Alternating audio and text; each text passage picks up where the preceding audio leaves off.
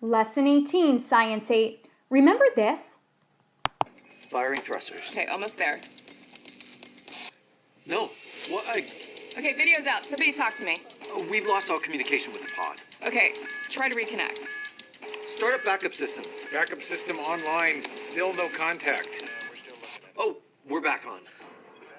Okay, what's the status? Something's not right. It should have docked at the station by now. Yeah, I can see it. It's going the wrong way. It's going away from the space station. Something must have happened during those seconds when we lost contact. Okay, Greg, I'm gonna need you to run a full diagnostic on the space station and the pod. Everyone else, I need you to reconstruct what happened in those missing seconds. I'm talking to the director. Okay, today we're going to explain what would have happened with the thruster force if either claim 1 or claim 2 were true. Remember, you were introduced to those claims in an earlier lesson. Today you're going to need your pencil, the journal slip, your science journal, and a different colored pencil. Recall that there are two claims about the change in the pod's motion. In claim 1, the force from the thrusters caused the pod to move in the opposite direction before it even reached the space station.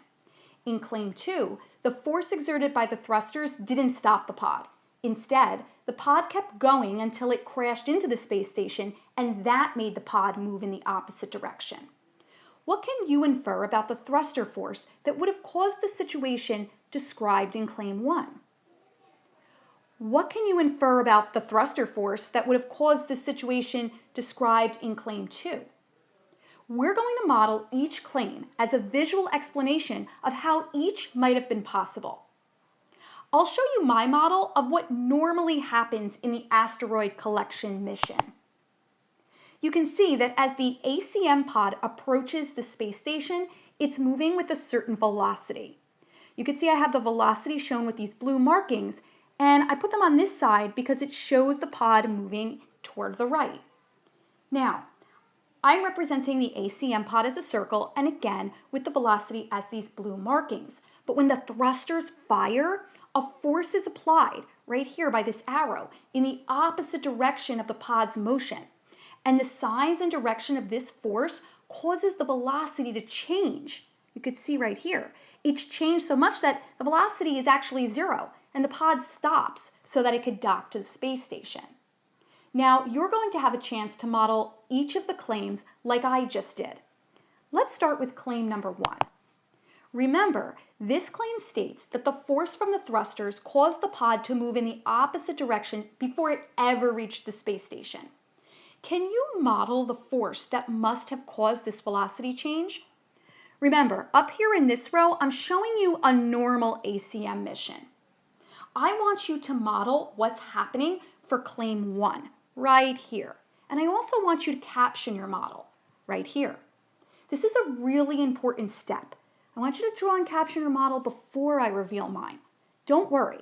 You're going to have a chance to add or revise your model with another color, but I need to see evidence of your thinking right now. Pause this screencast and create your model and caption on your journal slip.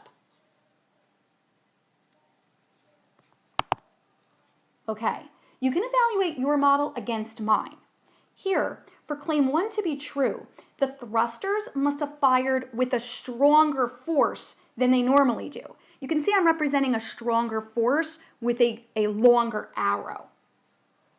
This stronger force caused a greater change in velocity, and the pod reversed its direction and moved away from the space station at a reduced speed. And you can see here that I'm showing that. I'm showing this reduced speed, but I'm also showing that it's moving in an opposite direction because now I put the markings on this side, showing that the pod is now moving to the left instead of the right. Make any additions or revisions in a different color. Yes, a different color. It's important to keep track of how your thinking is progressing. Now, let's move on to model what happened in claim 2. Remember, the thrusters only slowed the pod, but it didn't stop it. Again, I have what a normal ACM pod mission looks like here.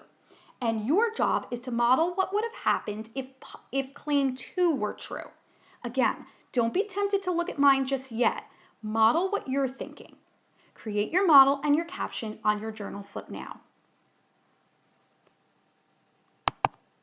All right, so for claim 2 to be true, the thrusters must have fired with a weaker force than they normally do. This weaker force caused a small change in velocity, and the pod only slowed down but didn't stop. You can see I'm showing my reduced velocity here, but the pod keeps moving in the same direction. Make any additions or changes in a different color now. So how did you do? By creating models to explain thruster forces, it seems like we have figured out a few things.